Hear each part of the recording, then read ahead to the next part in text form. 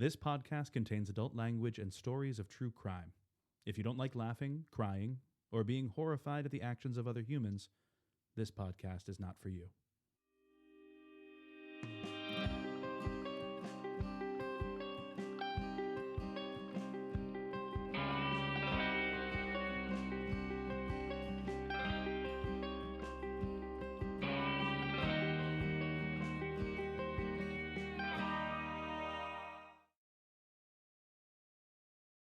I am recording. Me as well. Me as well. Who's doing this intro? One of you guys can, obviously. I don't care. I'm not doing. I'm definitely not in part. I mean, you're not in part one. Yeah, Eliza, you can do it. Okay. Sorry. So when I talk about it, should I say a part 1 and part 2, or what do you want me to say? You know, Maybe I we should just say we don't know yet. Yeah, that's what I would do, right? Like, let's just be honest. Like, there might be 2 or might be 3. We don't know yet. It won't be 4, though, most likely, right? I would say between 2 and 4. I honestly don't know. I mean, Okay. I haven't even started editing to Monday's episode because I had to edit the listener short stock, the Patreon episode, and then do the research. Honey. So I have to do that tomorrow. So I don't know. Like there's just not enough hours in the day. So it might be 2 or it might be 4, and we can just be honest about it. Do you want me to start editing it and then pass off to you whatever I have? No, I've already started doing it. I just have to do it. It's not that. The good thing is it's not long. It's just the ones when it's 2 hours and I'm like, are you fucking serious? I know. But I think it's only maybe an hour 10 or something. I looked at it yesterday. Yeah, it's fun. Okay, we have to clap. 1, 2, 3. I did a tiny clap. Did you see it? You did a tiny soft. Are you going to be able to see it? Yes. Did your lines go up? Let me see. Yeah, it's like a little...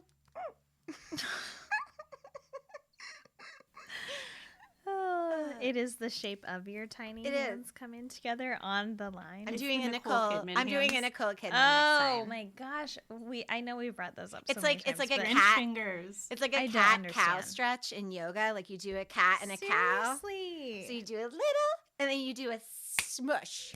It's a cat-cow of the hand. It's the cat But cow. she's only cow. She's cow with the hand only.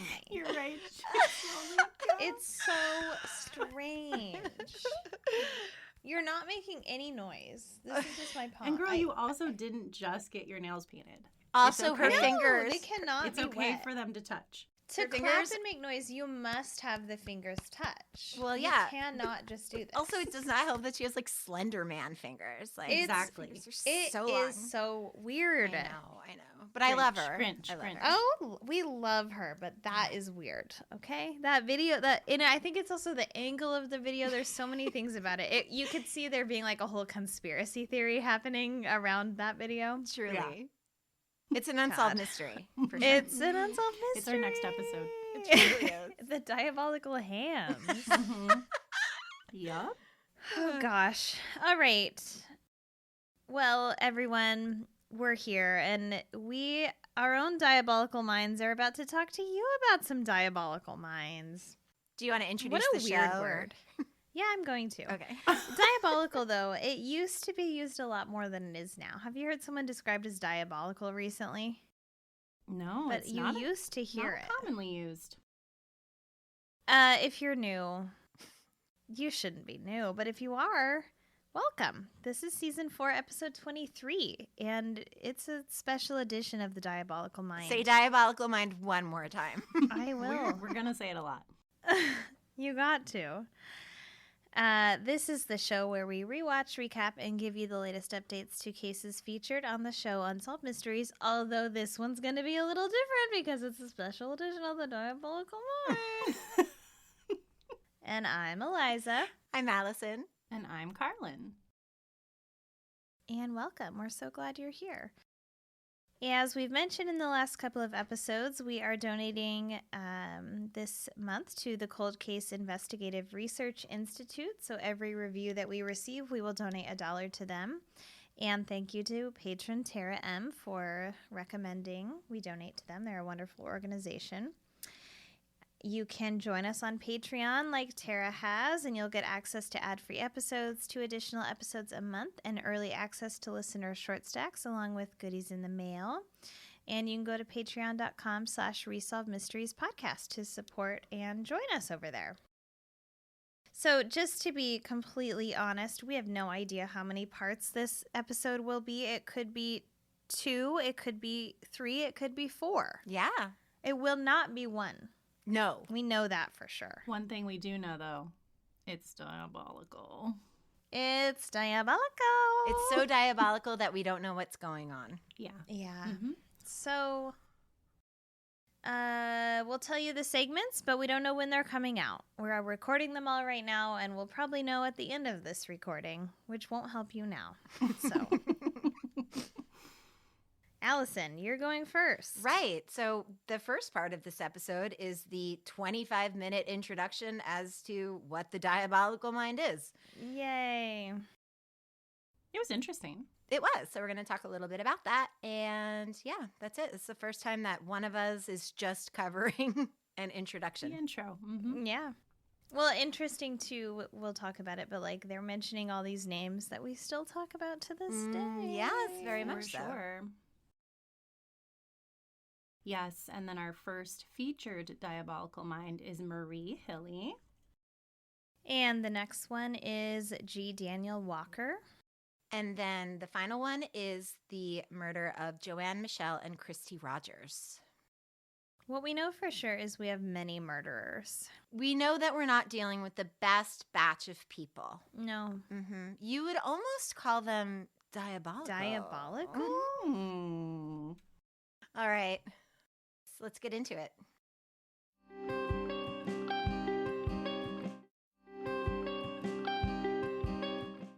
Okay. All right, you guys ready? Okay, so this is me covering the intro to an Unsolved Mysteries episode. Okay. Pretty strange. Okay, so we're going to talk a little bit about the diabolical mind and about psychopaths. So the episode begins with a bunch of scary-looking people with, like, masks on their faces. And Stack says that the words diabolical and psychopath bring to mind the lurid villains from horror movies. Out of control, glassy-eyed, and unkempt maniacs. Real-life psychopaths bear very little resemblance to these movie madmen. They hold jobs, shop for groceries, and appear no different than the rest of us, most of the time. James Fox, a criminologist, says that only the minority of psychopaths are actually violent. He says that there are presidents of corporations who step over the competition, whose backstabbing is only figurative. And roughly, I was like, absolutely, hello. Yeah. Oh, God. Coming off my Sackler high, I was like, oh, these people are fucking insane. Yeah. Roughly 4 to as high as 12% of CEOs exhibit psychopathic traits. Which is very interesting. Yes, according to some expert estimates. File that under not surprising at all. Mm-mm. Many times more than the 1% rate, which is many times more than the 1% rate found in the general population, and more in line with the 15% rate of psychopaths found in prisons. Mm. Definitely not thinking of some specific CEOs right now. Mm-mm. Or former presidents. Oh, gosh. Yeah. But also, when does narcissism... Well, you're yes, right. Okay. absolutely. Well, Well, the good thing about being a psychopath is that you can sprinkle a whole bunch of other stuff on top of it. Yay. Yeah. They talk about a lot of different psychopaths, sociopaths. And a lot of leaders, right? Yeah. They talk a little bit about that. So Dr. Reed Malloy, forensic psychologist, says that one of the social dangers that psychopaths perpetuate is that they can often fool individuals into believing that they are sincere and honest. Mm-hmm. Stack says that even psychopaths who murder, such as serial killer John Wayne Gacy, might stand next to you in the line at the post office without drawing your attention. So I initially was like, oh, I was going to talk about John Wayne Gacy, but we've talked about Gacy before. I've recommended a documentary on Peacock called Devil in Disguise about John Wayne Gacy. Go check that out. There is, even if we make this into 4 episodes, not enough time to talk about all the people they name drop in this introduction. Nope. So I thought you were going to say, so I went to a post office and I stood there and I just like looked at the people next to me. And I was like, Gacy. Dr. Elliot Layton, anthropologist, says that John Wayne Gacy is an interesting case. In Chicago, he was active in his community, a clown at children's parties, lest we never forget. Literally. Politically active, and he, as you will remember, probably was photographed with the First Lady at the time, Geraldine Ford. But while all of this was, hey, Obi, what's up? Oh my God. Wait, what? Does he have maracas? Nope, just his collar jangling around. Okay. I'm sorry. That's okay. I told him to be quiet. But while Gacy was hanging out with the First Lady, he was also luring young men into his house and hideously torturing and killing them and then burying them under his home. Until he had no more fucking room. Oh, yeah. Like, yes. Ugh. Yes. Yeah. We don't like it. He was never going to stop, right? Which is No. the mark of a diabolical mind. I hope listeners are keeping count of how many times we say it this episode. Ooh, it's a drinking game. Y'all gonna get wasted. Guys. Yes. At this point, my dry January will be fully over. So, yes, let's make this into a drinking game. Every time we say diabolical, take a shot or a sip. A sip. Stack says that Ted Bundy also appeared to be a pillar of society. He was a counselor for a rape crisis hotline and a campaign ad to a Washington governor. And in 1972, Ted Bundy was named Mr. Up-and-Coming Republican. Oh my God, I forgot about that. Could not love that more. I saw a shirt one time that said Ted Bundy was a Republican, and I forgot about it until this, and now I want one. I love it. Oh my God, I'm looking for those right now while you're talking. Go ahead. Elliot Layton says that 2 reporters describe Bundy as like an alien life form, mimicking the behavior of real human beings. I thought that was a very cool way to think about it. I love that description. Right? Layton says that a lot of psychopaths don't just kill individuals. A lot of psychopaths run countries. Sigh. I know. All the uhs. So Layton says that he sees no fundamental difference between someone like Ted Bundy and someone like Adolf Hitler, who used similar techniques to different ends. The only thing that mattered was total domination. For Hitler, the ruthless annihilation of humans meant nothing. Stack says that the most destructive psychopaths are those very few who achieve and hold on to absolute power. The force of authority combined with a diabolical mind almost always leads to an epic and horrifying rampage. The show then shows home movies of Hitler like hanging out with his friends. There's some little kids and he's like kissing his dog. This show loves to show us Hitler. Yeah, it's videos. like the OG of the History Channel, which only shows things about Hitler. Half their B-roll is just Hitler. Truly. Let's sprinkle a little Hitler in to get our point across. God, I'm always, and I have to say this, you can cut this out, but this doesn't matter, but I'm always surprised at the salute they do. Mm-hmm. I always think it's up here. It's right in front of them. It's so weird. Yeah. The whole thing is so strange. Yes. Yes. I know. Nazism is like super strange. It's even weirder that the arm is straight out instead of like up. I don't know. I hate it. Yeah. It doesn't seem like a salute, right? No. Oh man. Okay. So they showed these home movies of Hitler. He's like kissing his dog, and Stack says, based on the home movies, you would think that Hitler was a nice, normal guy. But he was quite possibly one of the biggest psychopaths of all time. Stack asks, what drove Hitler to systematically murder 6 million Jews and decimate most of Europe? A question for the ages. If they only would have let him into art school. So Dr. Elliot Layton says that one of the more common prevalent theories today is that there is a lack of bonding between the parent and the child in the very early years. The sociopath grows up feeling unloved. The psychopath grows up feeling unloved and out of control. And when the child grows up, he has an intense need for control over other people. Stack says that Hitler's father was 52 when he was born. He was actually 51. Fact check. Many believe that his physical and psychological abuse virtually destroyed his son's self-esteem. As an adult, Adolf Hitler felt compelled to subjugate millions to avenge his own deep feelings of inferiority. Dr. Elliot Layton says that psychopaths kill because that is the final act of humiliation and dominance. That shows their total power and control over another human being. It is the ultimate achievement of their psychopathic dreams. Stack says that Hitler displayed the most chilling trait of psychopaths, a total lack of empathy for his victims. Dr. Reed Malloy says that for a psychopath, life is like a smorgasbord from which he can select whatever food he wants to eat, which is kind of off color because this segment starts with video footage of Jeffrey Dahmer. Oh, no. Whose life truly was a smorgasbord. Ew.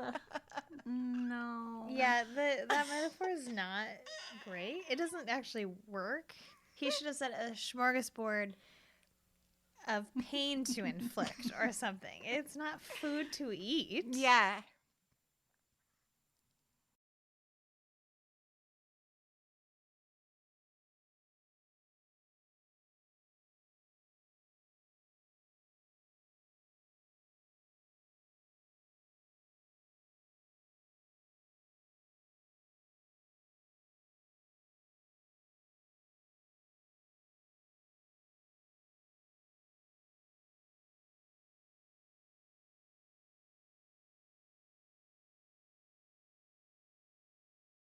Stack says that more recently, this took a left turn, Iraqi President Saddam Hussein ordered the invasion of Kuwait, the latest episode in a political career marked by bloodletting and treachery. And then this segment just fully turns into like a Saddam Hussein situation. It sure does. Yeah. Which is odd, but okay.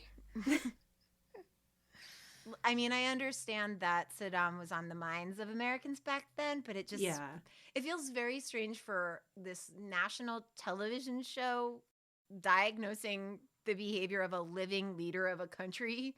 Yeah. Yeah. That's true. It's one thing to say, like, this serial killer is a psychopath or Adolf Hitler is a psychopath, but then it's like, also Saddam Hussein, y'all. Yeah. Yeah. Who is still fully in charge. And I don't know. It was Right. really I strange. wasn't even thinking about that. Yeah. So Dr. Gerald Post, political psychologist, says that Saddam has an extremely dangerous personality, but he is, quote, not crazy in this sense of being committable to a mental institution. He says that this is the kind of person in a court who would be not convicted not guilty by reason of insanity. But the recommendation of the examining psychiatrist would undoubtedly be to throw away the key. Super profesh, all of these medical and legal terms he's using. Yeah. Crazy and throw away the key. Mm-hmm. He's hella nuts. Stack says that Saddam Hussein grew up in an impoverished, almost, quote, medieval village that lacked electricity and running water. He was frequently beaten by his stepfather, kept out of school, and forced to support his family by stealing chickens and sheep. Like Hitler, Hussein exploited a turbulent political climate to legitimize his personal need to dominate and control others. Dr. Gerald Post says that along the way, he learned, and what was reinforced regularly, was that violence was the key to power. Stack says that during the 1960s and 1970s, Hussein methodically eliminated political rivals, torturing and murdering thousands. By July of 1979, Hussein inspired so much fear that he was able to gain the presidency simply by asking for it. Yes. Within days, Hussein summoned his leading supporters to a meeting where he charged a number of potential rivals with treason. We've heard about this too with the leaders of North Korea, which I guess at that point we didn't know enough about Kim Jong-un at that point to really add him into this loop. I mean, there are plenty of diabolical leaders, obviously. Right. But I wonder what was going on because it would have been the dad. I think that Kim Jong-il was the dad. Oh, right. And Kim Jong-un is in charge now. Right.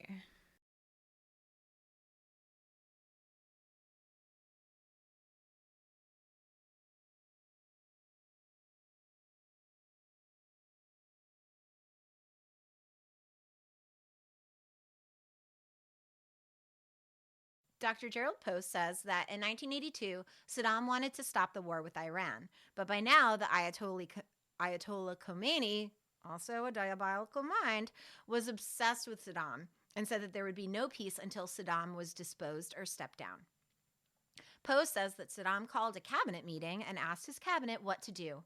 So the cabinet, of course, is filled with a bunch of yes men, and they're like, Saddam, you have to stay. The country needs you. We love you so much. Everybody loves you. You're the best, like blah, blah, blah. And Saddam is like, hey, no, I want some honest answers, y'all. What should I do? So the ambassador of health, Dr. Ibrahim, who was also a family friend of Saddam Hussein, suggested that Saddam step down until there was peace with Iran and then he could resume the presidency. So basically just, a platitude to make them happy. Dr. Post says that as the story is told, Saddam thanked Dr. Ibrahim for his candor and then had him arrested. The minister's wife pleaded with Saddam to return her husband to her, and Saddam promised that he would return him. The next day, Dr. Ibrahim was returned to his wife in a black canvas bag, chopped into pieces. Oh my God. Damn. After he's like, no, be honest with me. Tell me what you really think. Yep. Just tell me, guys, hey, this is a safe space. What do you guys think? Disgusting. And then Dr. Ibrahim wasn't like, you need to step down. You're crazy. He was like, listen, F Iran, let's just tell them that you're done. And then as soon as we say there's peace, then you just get back in there. Stack says that with his critics effectively silenced, Hussein launched his ill-fated invasion of Kuwait. When he ultimately surrendered, Hussein promised to terminate production of all chemical and nuclear weapons. Subsequent United Nations inspection confirmed that Hussein was lying.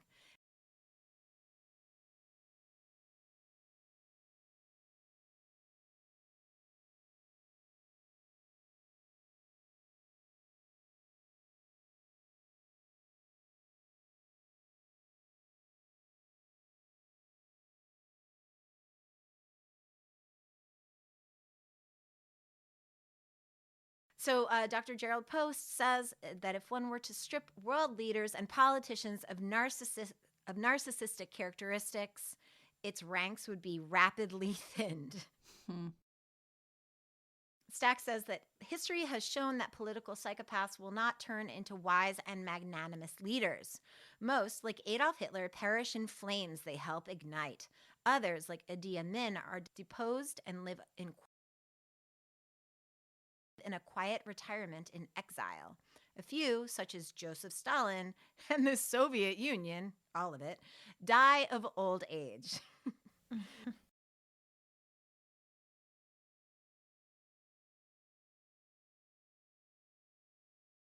And then Stack says the ultimate fate of Saddam Hussein still remains a question. So I was like, what do I do with this segment? God, there's a lot going on here. So I'm just going to update you on Saddam Hussein. Love it. So we all know, I guess, what happened to Saddam. But here, for the annals of the Resolved Mysteries podcast, I'm going to update you. So after 9/11, George W. Bush used the fear of the American people to convince everyone to invade Iraq.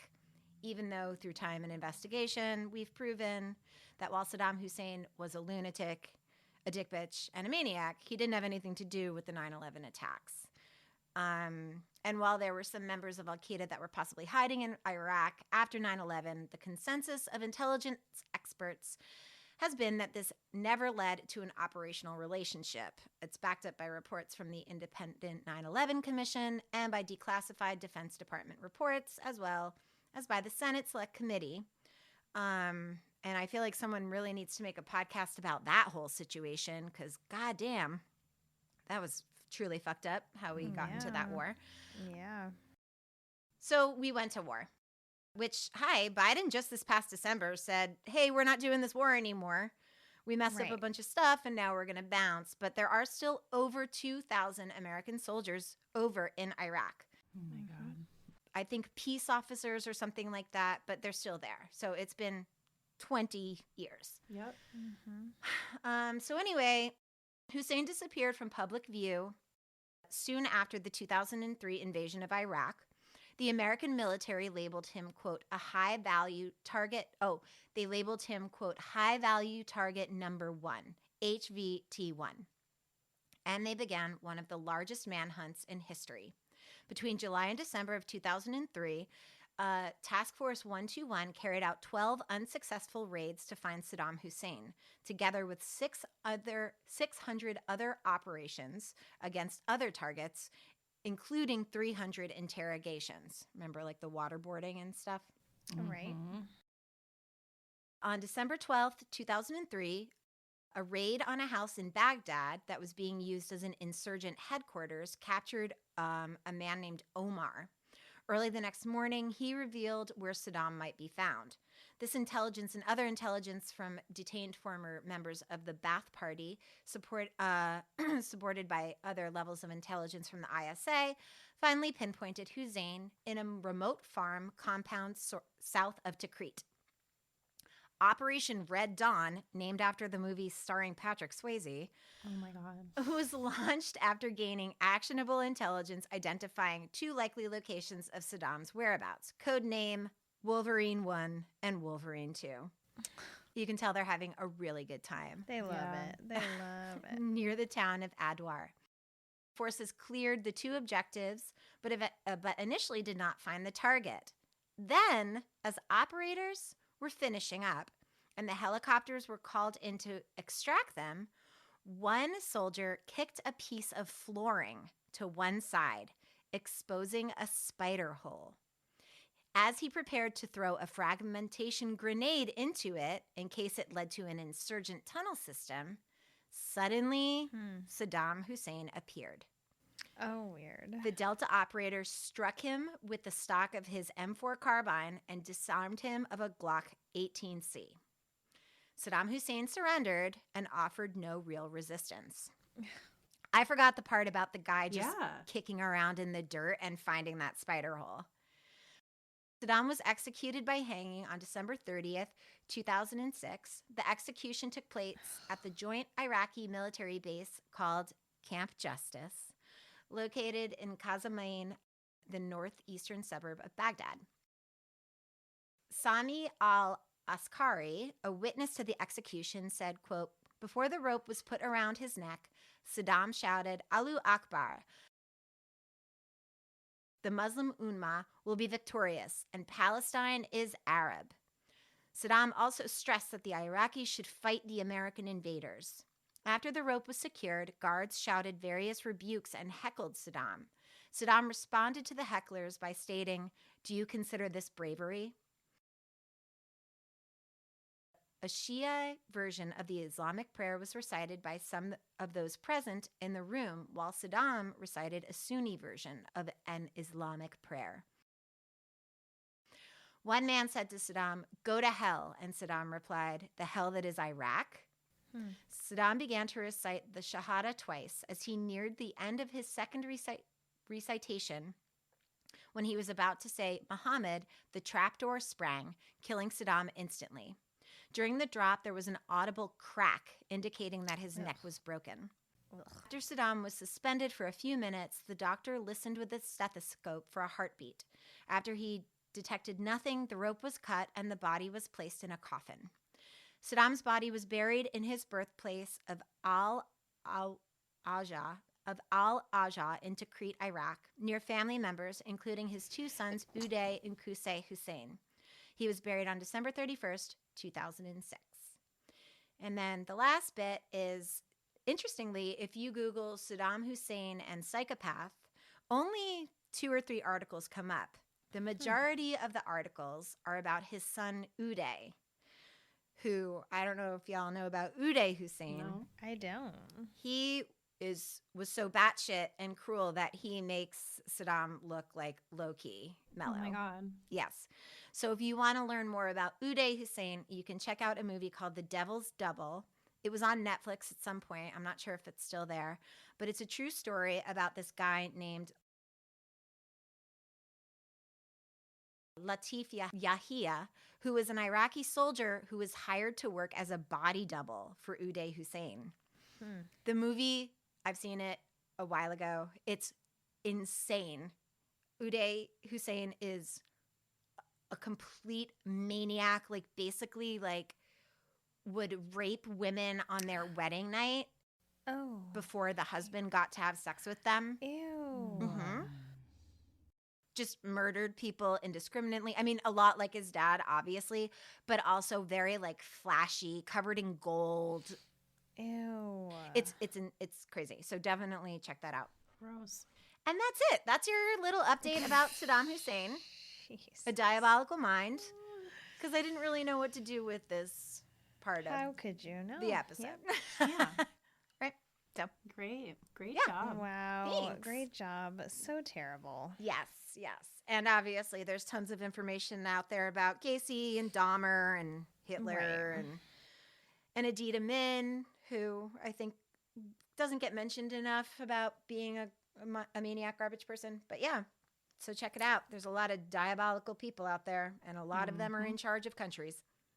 Are you drunk yet? Diabolical. Diabolical. I thought you were talking to me. Are you drunk yet? I was like, Allison? what? I could have been drunk? All right. Great job. Thanks, girl.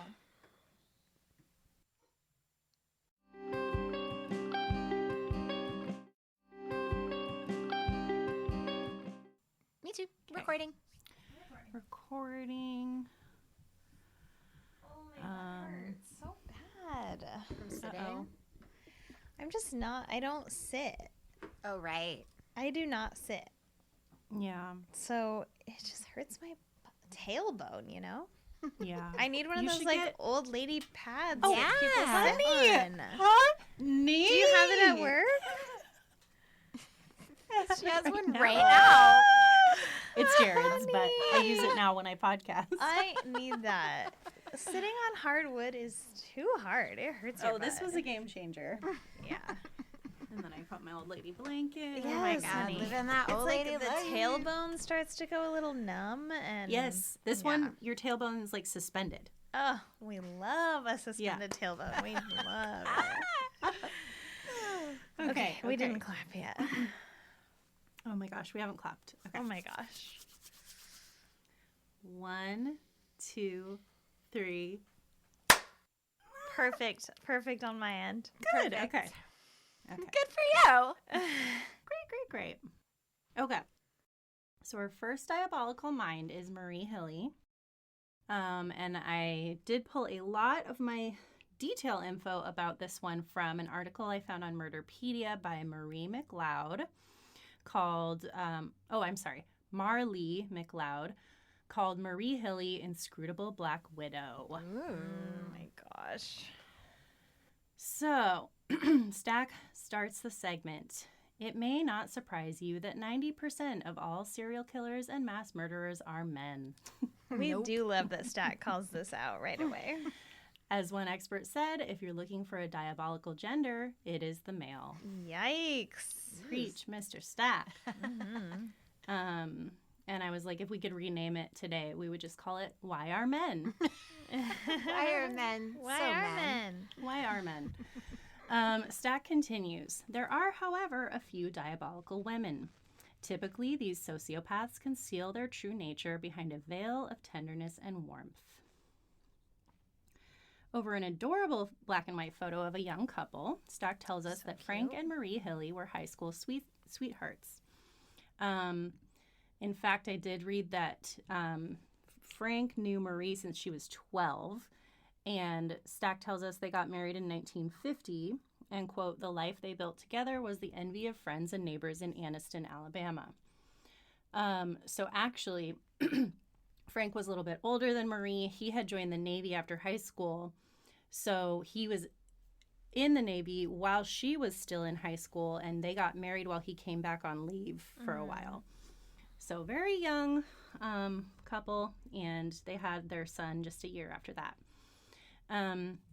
Stack says by 1971, Frank had become a supervisor at the local foundry. Frank and Marie had 2 kids at this point. Carol was 11 and Mike was 18. Stack tells us that other than a propensity to overspend, Marie was by all appearances the perfect wife and mother. But Stack says appearances deceive. Yeah, they do. But so I just need to interject. It was not just like a little propensity to spend too much money. It was a problem. Marie she kind of came from like a wealthier family, and Frank was not wealthy, like to the point where like the family kind of didn't even approve of this marriage. And she was used to kind of living this lavish life, so she would often buy things outside of her means. But it was like to the point that at a certain point she had gotten a P.O. box so that the bills could go to the P.O. box and he wouldn't know about it. Ooh, mama. Yeah.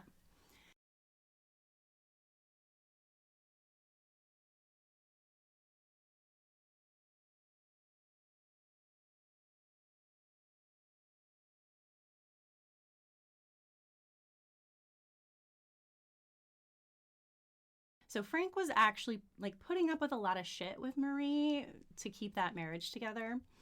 I also wanted to call out the kids didn't have a great relationship with her. Like she would show her love by like buying them tons of gifts and stuff. But she wasn't actually this like connected, very warm mother. And I also read that like she and Carol actually never really had a good relationship. And Carol kind of always felt like she could never please Marie. And it was kind of said in a couple articles that Marie kind of resented Carol for some reason.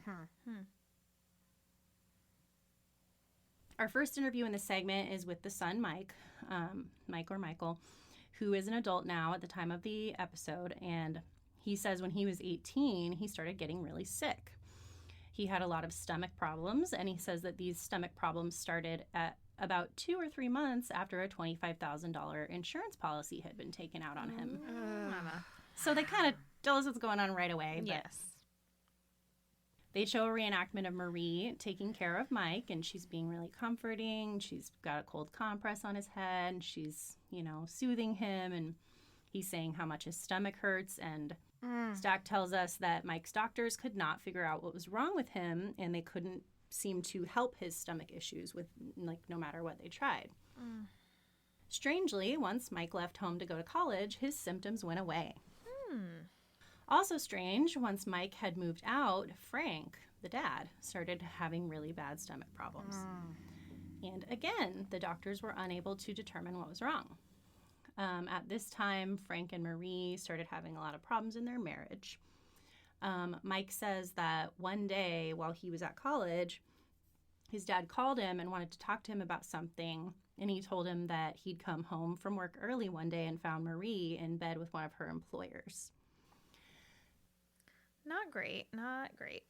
Yes, and it was implied in some other articles that I read that Marie would often sleep around in order to get things that she wanted. So I don't think it was probably just that one instance. Mike says that he thinks his dad wanted a divorce, but Marie just wouldn't allow it to happen.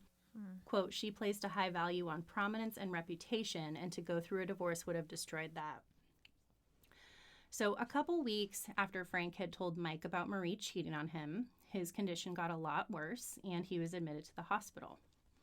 Marie stayed by his side and rarely left the hospital.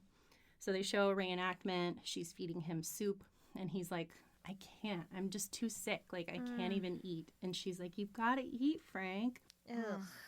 And Mike says that he thought maybe like this would be the catalyst for their relationship, and that maybe actually like his dad being sick would bring them back together and like patch things up. But May 25th, 1975, Frank died. The symptoms Frank exhibited could most closely be linked to hepatitis, which is what his death was ruled to be. Hepatitis. I know. How did they land on that? Did he actually have hepatitis? No, but the symptoms that he was having Oh. are very similar, and it was like the only thing that they could really Wow. make sense I always of with think it. of hepatitis as like a slow burn kind of illness, like not something. Yeah. It might kill you eventually, but And that's kind of how these things were going. It was starting slow, and yeah. Wow. So Stack says nobody suspected the truth. So we have an interview with criminologist James Fox, who says, "These people who seem so loving love in a very odd way. The sociopath will love you for what you do for them, not for who you are and what you are. Whenever you become no longer necessary to their lives, they will throw you away. And if that has to be through murder, so be it." Damn. Ugh. Cold. Scary and cold. Yeah. So That people scary. can be like that. Yep. And be like undetectably like that. Right. So Stack tells us that Marie didn't spend very long mourning her husband. The life insurance payout was $31,000, and Marie refurnished the house, bought a new car, quote, draped herself in expensive jewels and fashions. And I read that she was also buying things for other people. Like, I think she bought one of the kids a car. She bought her mom a diamond ring, just like unnecessary purchasing Wow. for money that's intended to like help you live the rest of your life. Sure. Stack says eventually the money started running out, but Marie kept spending. So does not go over this, but a bunch of other crazy shit happens during this time. Oh, tell Tell us. us.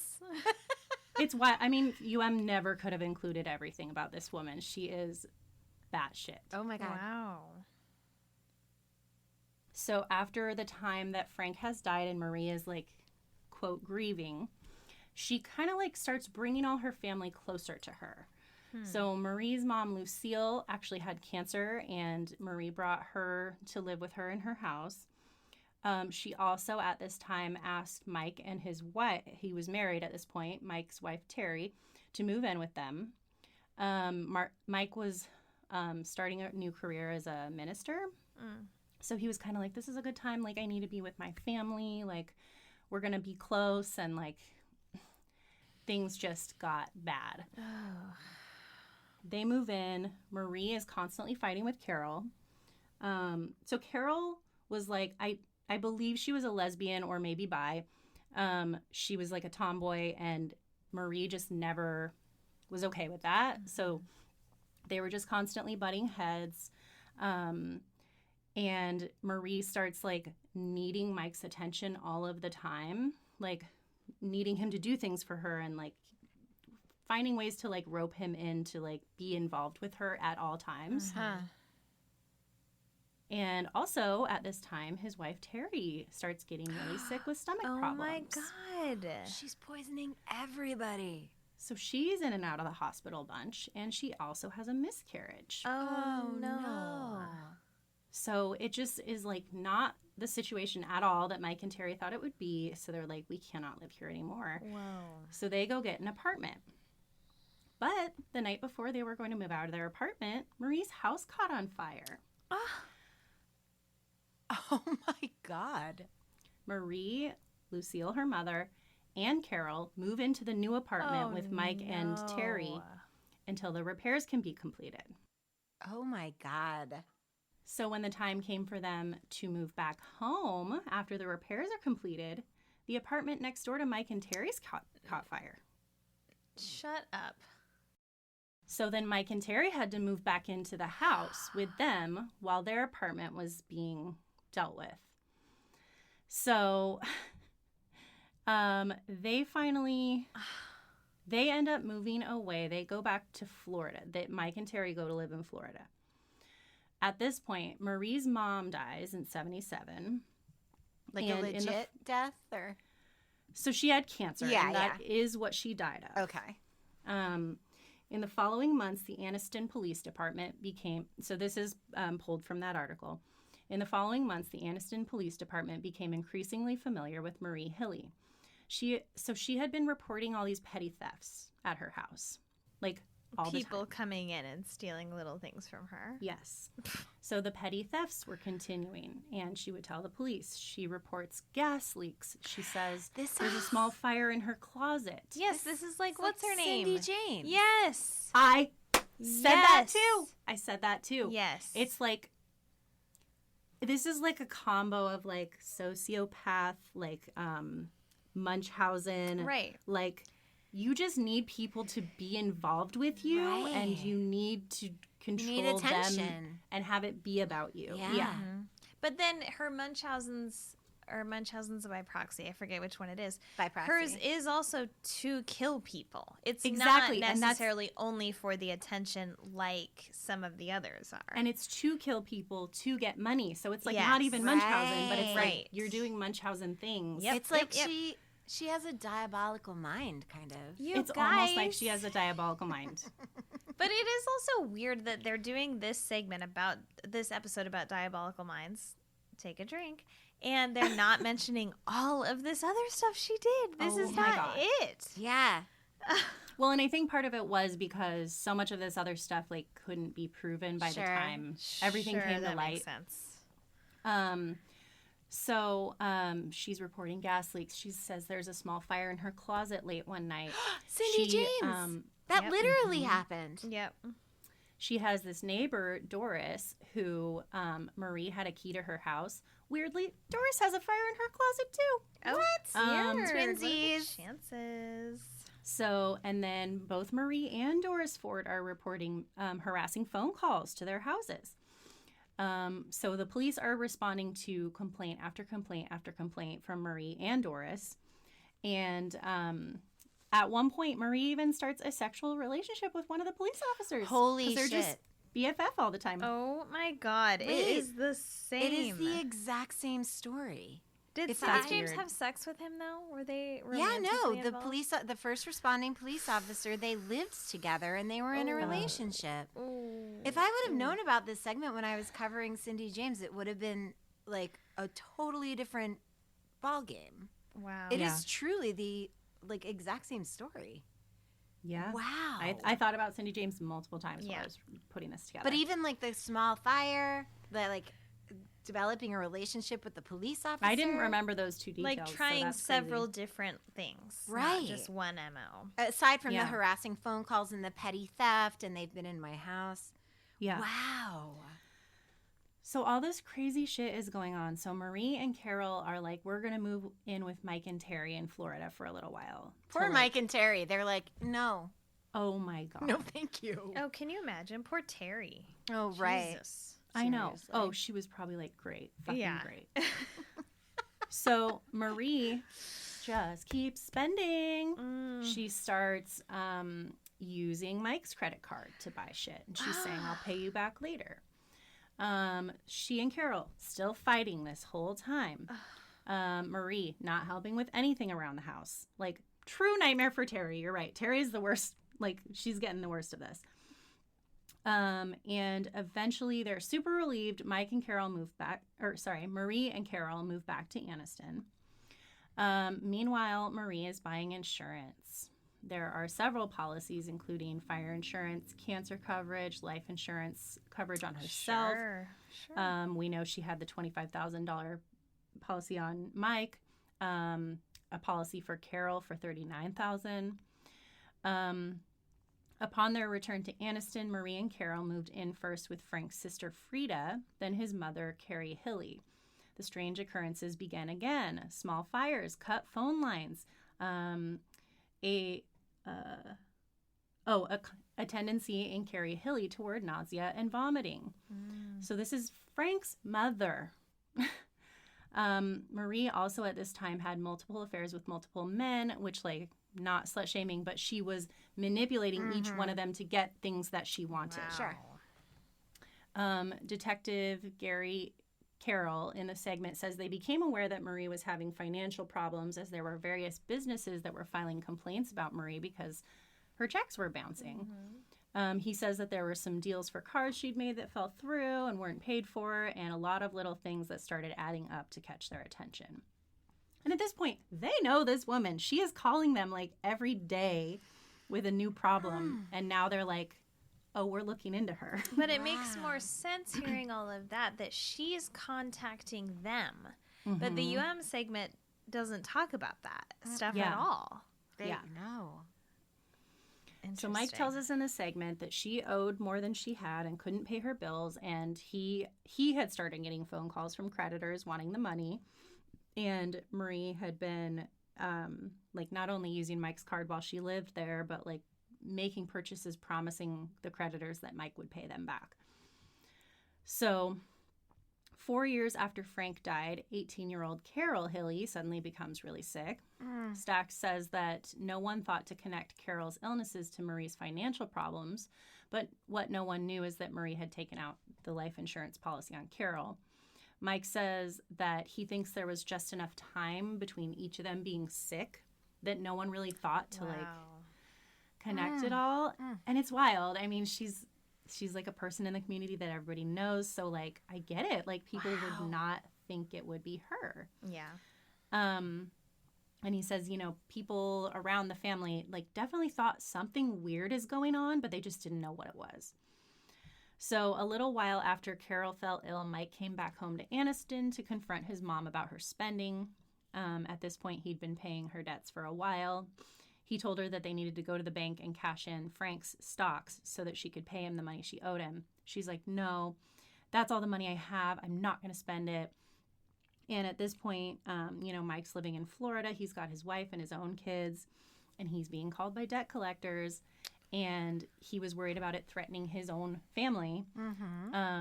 So Mike's like, we're going to go to the bank, even if I have to physically pick you up and put you in the car. This is all reenactment in the segment.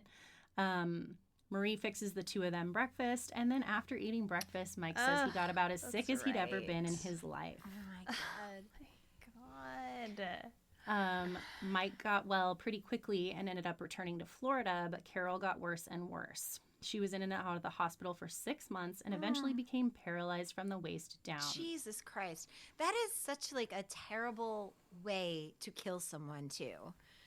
It's such a slow. And painful. And you are choosing, you're not just choosing one time to do something bad. Right. You're making continuously the choice over choosing. and over again. Yes. And Carol had like the longest, slowest burn of all of that. It's terrible.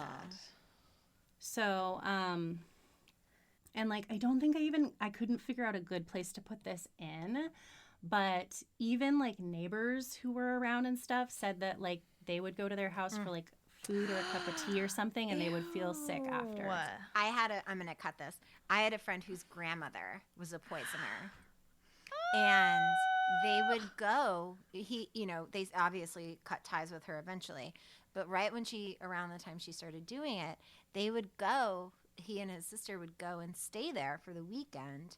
And they would either get sick or they would fall asleep for like 18 hours.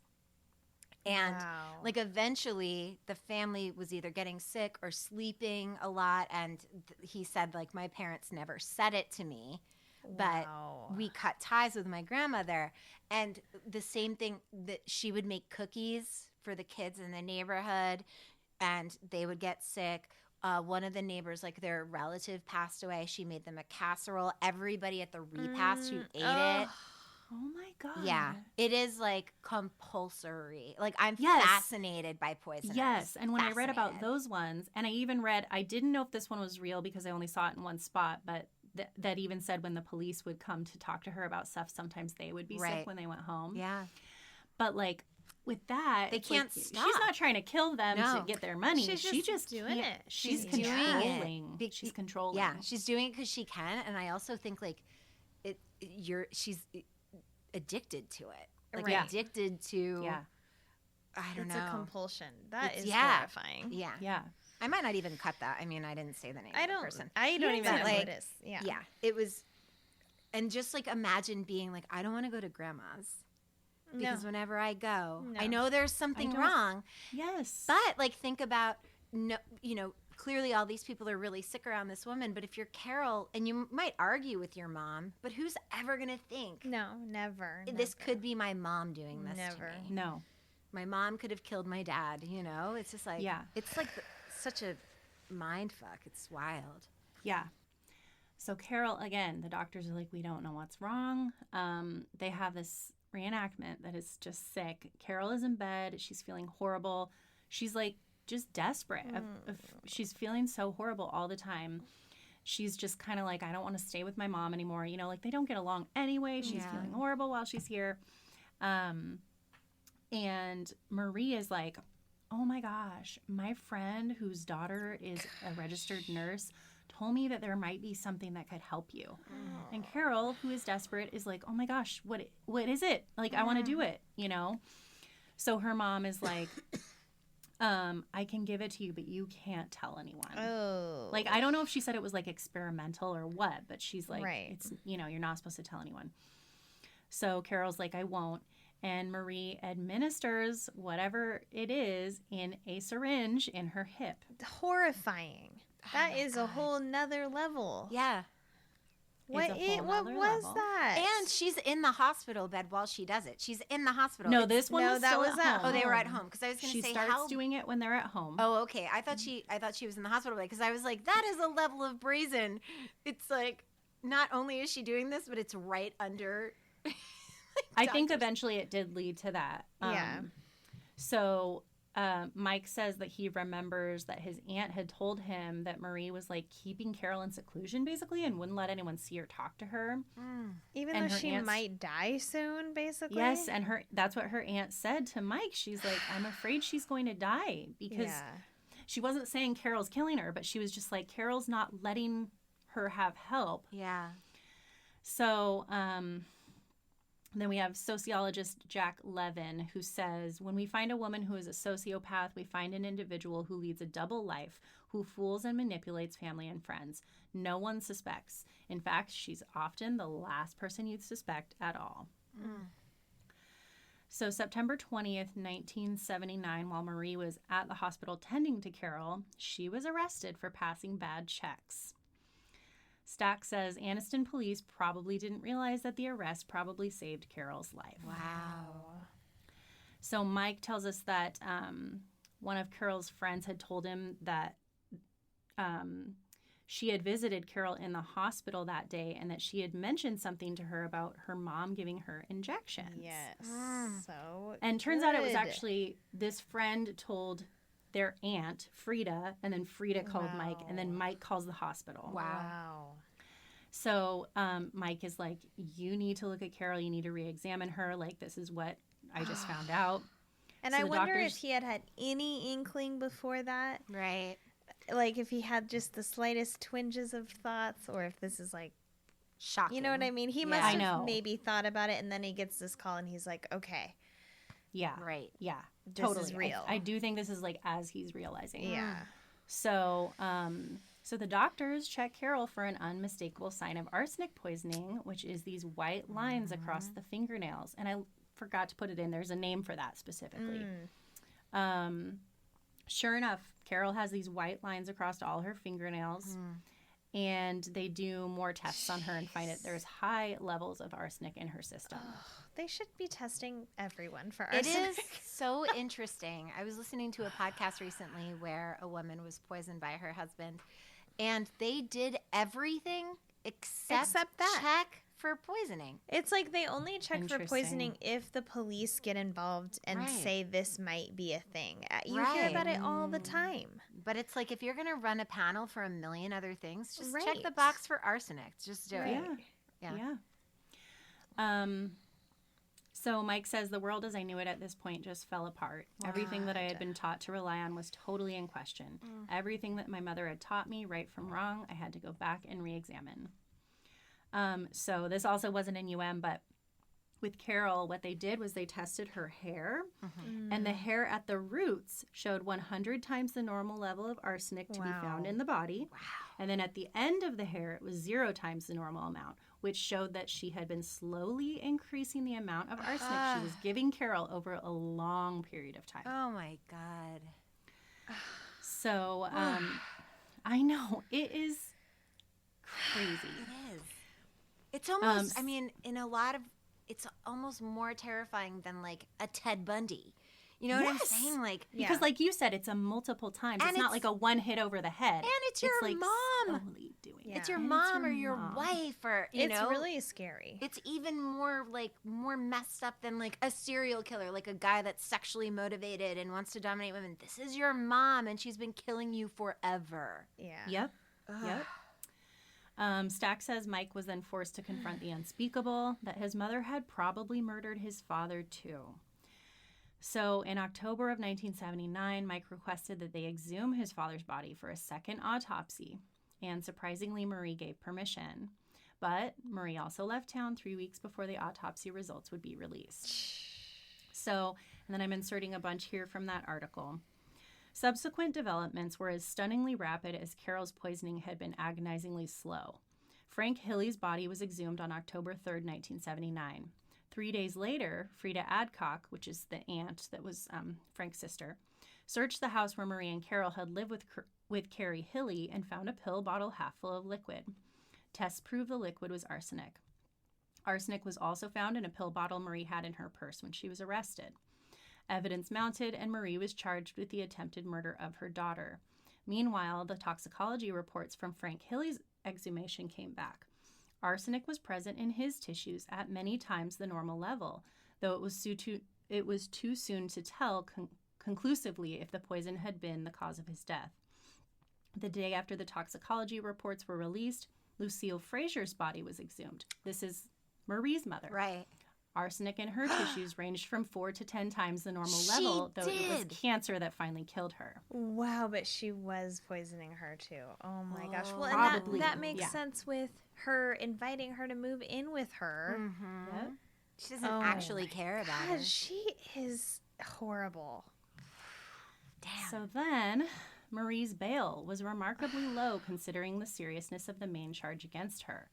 5 local residents, at the ambivalent request of Mike Hilly, put up $10,000 bail for the attempted murder charge and $2,000 for each of the check charges, and a total of $14,000. What? The neighbors The helped? community who is are paying to they? get her out of jail because She's- no one thinks this could possibly Even though be. the son Even is though- like, And she's doing it. She's also poisoning the neighbors.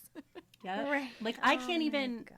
And I obviously this has never happened to me, so I can't put my head in Mike's place. But like, he was so confused.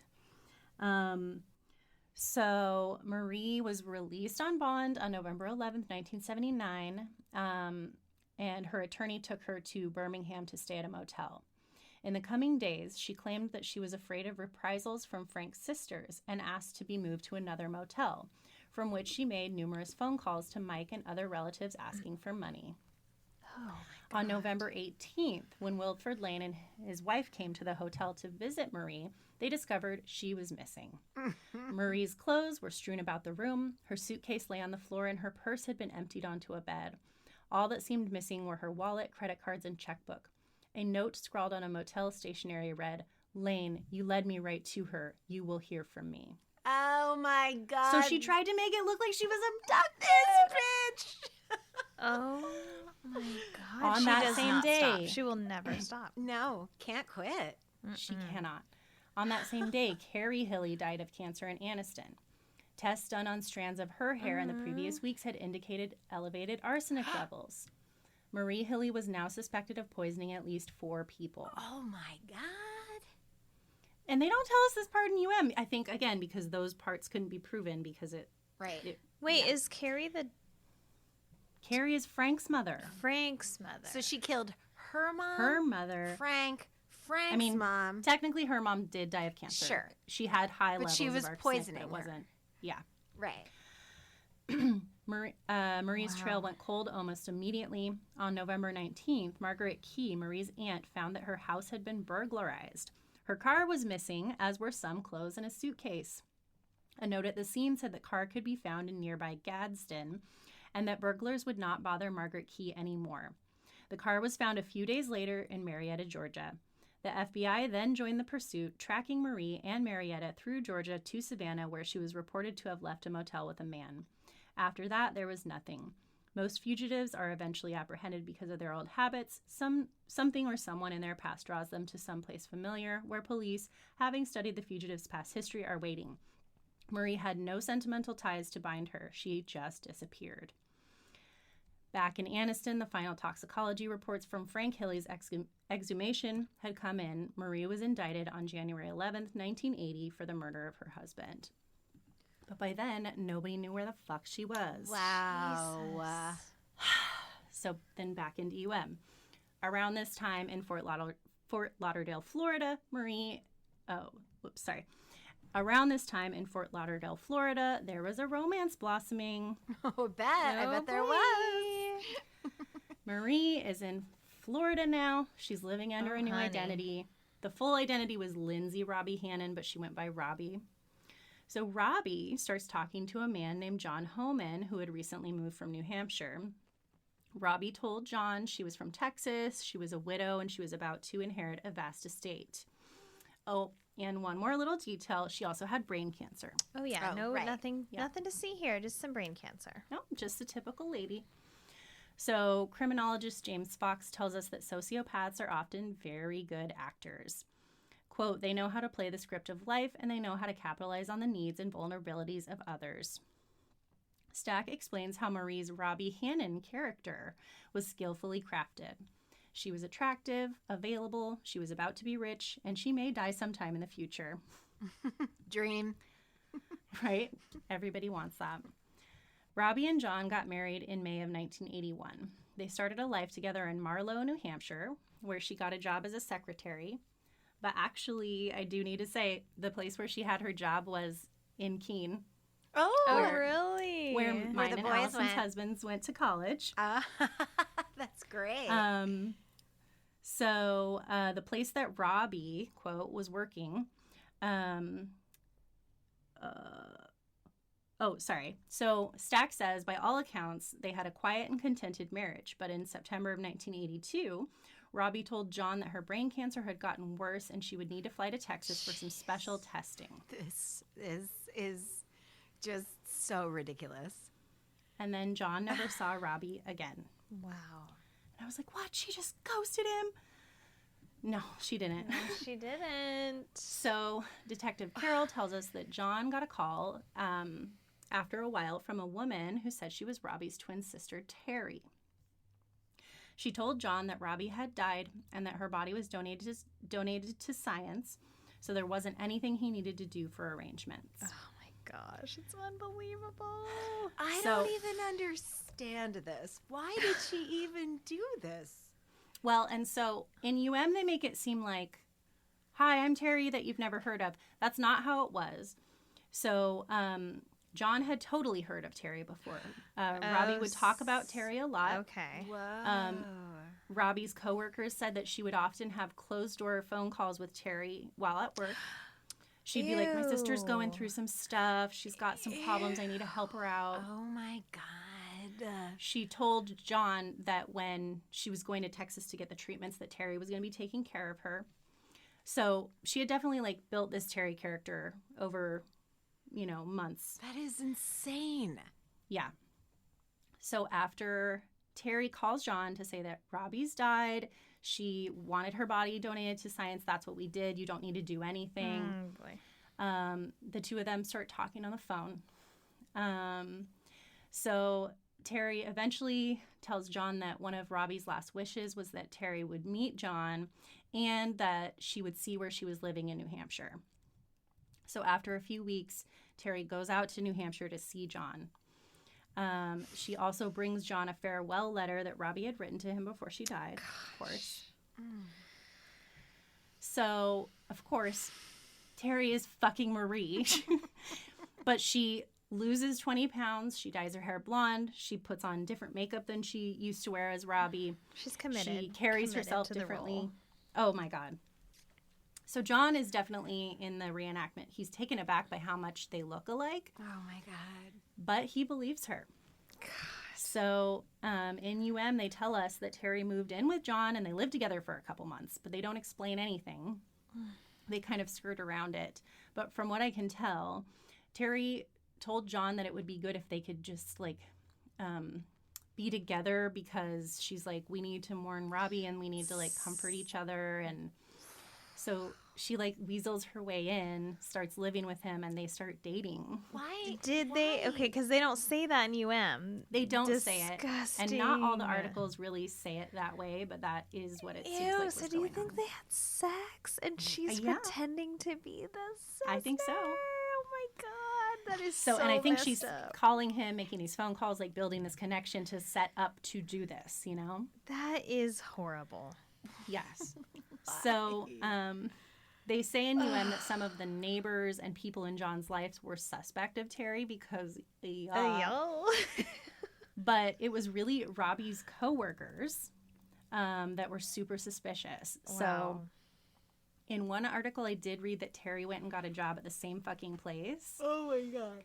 But one article said she just, like, came there to, like, see them and say how, like, who she was and, like, tell them about Robbie's death. And they're like, you're not a twin, you are the same person. Because even I think they identical were all twins just, like, look a little different. Ugh. Oh, yeah. That's what I was going to say, too. Like, every set of identical twins I've ever met, I can tell them apart. And I've sound a never little met ones that I different. couldn't tell apart. Oh, my gosh. Wow. So the coworkers are like, this is super sus. And they start looking into it. And I was a little unclear on whether they just alerted the authorities or if they looked into some of this themselves beforehand. But either way, they start looking into Terry had put together this obituary for Robbie. And she had been, like, talking to people in the community about this to put it together. So they start cross-referencing the information that's in the obituary. They find out that the place that Robbie was getting her cancer treatments at in Texas did not exist. They discovered that the place that Terry said Robbie's body was donated to did not exist. And these are the coworkers. From what I read, the coworkers started looking into this and then called the police and were like, and the police started taking it over. Wow, that's amazing. They also could not locate a death certificate for a Robbie Hannon. So the authorities are like, this woman is hiding something. Yeah. You think? So they're like, this is weird. Like, what is her deal? Like, what's going on? So Stack tells us that Terry was only caught when her age and description happened to match one of the FBI's most wanted fugitives. So what happened was they thought she was this other woman, a woman named Carol Manning. Right. Who fit Terry Martin's description and was wanted for bank robbery. Crazy. So they start looking into her, thinking she's Carol. They eventually decide she's not Carol, and then they think she's this other woman, Terry Lynn Clifton, who was another female fugitive. So they finally, I don't know how, but bring Terry in for questioning in January of '83. And as soon as she's brought in, she's like, I'm Audrey Marie Hilly, and I'm wanted in Alabama for passing bad checks. Why did she do that? Because the jig was up. Imagine how The jig was up, but she's like, it's the bad checks. I'm sorry. Yeah. Right. Right. Wow. So they, once they know who she is, start looking into it, realize she murdered her husband, poisoned her daughter, and they're like, oh my God. So Faked her own death. Faked her own death. I'm guessing they couldn't charge her with poisoning Mike because there was, like, enough time in between. He wasn't still poisoned. They couldn't probably prove that, but she also tried to kill Mike. Wow. So UM also gives us nothing about the trial, but oh my God. In the trial, they fully try to say she's just innocent. So from the beginning, this is from the article too. From the beginning, it was obvious that the defense was going to try to sully Carol's reputation to make her seem unstable enough to poison herself. Quote, we expect, Harmon said, that the evidence to show that Carol Hilly has used drugs extensively and that Carol Hilly is, in fact, either a homosexual or has engaged in homosexuality. Oh, in addition, my God. I know. In addition, we expect the evidence to show that Carol Hilly has, on at least 3 occasions, attempted suicide. Carol's performance under cross-examination, though, was admirable. Yes, she had smoked pot, but no, she wasn't a drug addict. Oh my god. Yes, she had engaged in homosexual acts, but no, she wasn't mentally unbalanced because of it. Oh my God. Wow. Oh my God. Yes, she had tried to kill herself, but the attempt before her mother was arrested was almost laughable. She had taken a total of 5 Tylenol. The other attempts occurred as she was trying to deal with the physical and emotional torment caused by the poisoning. Of course, who wouldn't want to take their own lives when you're being, like, your body is falling apart? You're being killed. Yes. Prosecutors needn't have worried. Carol's testimony that her mother had given her mysterious injections during her illness rang lucid and true. And it also came out during the trial that she had been giving Frank injections as well. Oh. Yep. Wow. Injections. That's another line to me. Yeah. Guys, if your family member is like, no, I got this, and tries to give you injections administering themselves. And tells you not to tell anyone? It's a big no. Especially It's a if they big tell no. you not to tell anyone. Red Oh my flag. God. Oh my God. So it took the jury just 3 hours to come to its verdict. Marie Hilly was guilty of the murder of Frank Hilly and the attempted murder of Carol Hilly. The following day, she received a life sentence for the murder and 20 years for the poisoning. At the sentencing hearing, she again professed her innocence. Oh my gosh. Can you imagine being her children? That is I just know. horrible. It's like your whole life is a sham. Like Yeah, suddenly, seriously. and Everything. Well, don't. and he kind of says, like, I questioned everything my mom even taught me. Like, Yeah. this person who is supposed to be the pillar of goodness who I should model my life after Right. is Yes. a true monster and will not admit that. So Right. Yes. you're also gaslit into, like, but when she taught me those things, what did she mean it? You know what I mean? Yes. Like when I was a Oh, little boy. oh, yes. Ugh. And the whole time she was in jail, Carol was like calling her and visiting her and like trying to have a relationship with her. It's so bizarre. Like oh, God, these that's poor so kids did not know what to sad. think. It's so horrible. So then in we get a 1-sentence wrap up of the story. In the winter of 1987, when she was 53, Marie escaped prison but died 7 days later from prolonged that's exposure right. to the cold. Right. What? And you're like, what? Oh my God. That has to be in the history of the weirdest updates in UM. Weirdest, and there's so much more. Oh my God. Like, did she So- escape and then just immediately do a polar plunge? Like, why was she? She's like, this is for ALS, you guys. You guys, I'm gonna do the ice bucket challenge. I die.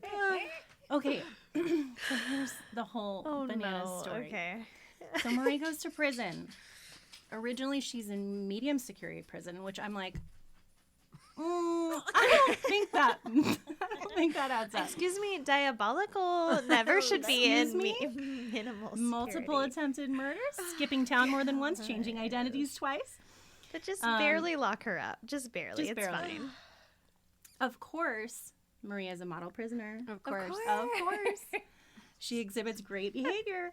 She gets moved into minimum security. Oh, She starts being allowed these one-day furloughs, and she always comes back on time. She always does her shit. She does exactly what's Fools. expected. Oh my God. Great behavior. suckers. Now get this. I can't. John is still married to her. No. Of course. I forgot about him. John's Of still married to her. course. So, and he goes to Aniston so that he can be closer to her in jail. No. John, Bobby, come on. She John, faked her what's own going death. on? She sent her twin, which was her. John? Okay. He's like a big fan of V.C. Andrews Poor novels. John. Yes, she picked the right man. Am I right? Oh my Oh god. my God. So while John is in Aniston, she gets granted this 3-day furlough because she's been doing so great. She's been coming back on all these furloughs. So the two of them go to a hotel to spend some time together. While there, Marie is like, I want to go visit my mom's grave.